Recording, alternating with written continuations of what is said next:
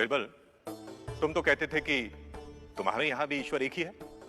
हाँ जहांपना, हमारे यहाँ और सब जगह ईश्वर एक ही है। तो फिर तुम कभी इस मंदिर, कभी उस मंदिर, कभी शिव, कभी विष्णु के मंदिर क्यों जाते हो? गुस्ताखी माफ हुजूर। ये संतरी के सर पर क्या है हुजूर? पगड़ी। जरा अपनी पगड़ी खोलना भाई।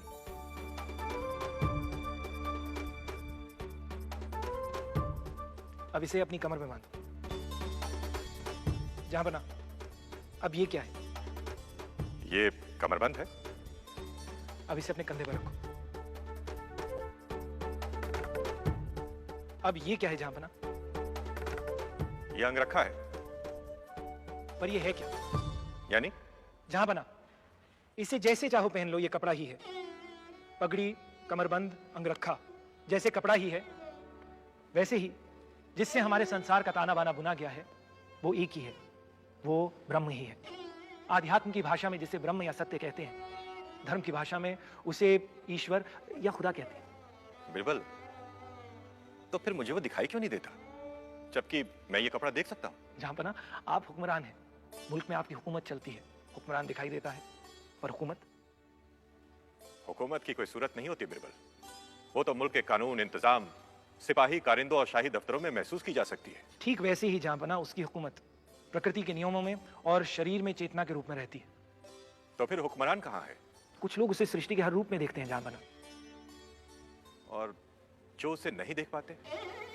जो उसे हर वस्तु या व्यक्ति में नहीं देख पाता, उसे ईश्वर के किसी रूप की उपासना करने की सलाह दी जाती है जहांपना। जैसे सूरज अपने सही समय पर उगता है, हवा बहती है, चिड़िया चहचहाती है, पौधे लहलहाते हैं, किसकी हुकूमत से? मंदिर की वो मूरत उसी ब्रह्म की सूरत है। बिरबल, पर जब ईश्वर एक ही है, तो इतनी सारी सूरतों की क्या जरूरत है? जहांपना, जैसे आपकी एक व्यवस्था है, वैसे उसकी भी एक व्यवस्था है। ईश्वर जब सृष्टि की रचना करता है, तो वो सृष्टिकर्ता ब्रह्मा कहलाता है। सृष्टि संचालक के रूप में वो विष्णु है, और जब वो अपनी सृष्टि का विनाश करता है, तो वो प्रलयकारी शिव कहलाता है। इसका ये मतलब नहीं कि वे तीनों अलग अलग हैं, बल्कि वे तीनों उसी ईश्वर की शक्ति की भिन्न भिन्न अभिव्यक्ति हैं। जहांपना, कुछ लोग उस ईश्वर की स्त्री रूप में उपासना करते हैं, तो वो देवी कहलाती है। कोई उसकी मातृ रूप में उपासना करता है, तो कोई जगत पिता के रूप में, कोई मित्र और सखा के रूप में, तो कोई प्रिय के रूप में, कोई पेड़ के रूप में, तो कोई पशु के रूप में। जाकी रही भावना जैसी, प्रभु मूरत तिन देखी वैसी। जिसे जिस रूप ने आकर्षित किया, उसने उसी रूप में ईश्वर की आराधना की। एकम सत विप्राह बहुधा वदंती। सत्य एक है, विद्वान उसे भिन्न भिन्न नामों से पुकारते हैं।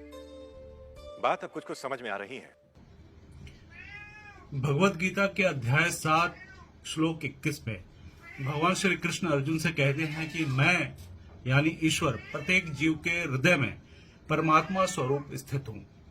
कोई भी भक्त किसी भी रूप में श्रद्धा के साथ उपासना की इच्छा करता है, तो ईश्वर उसी श्रद्धा को दृढ़ और अडिग बनाता है।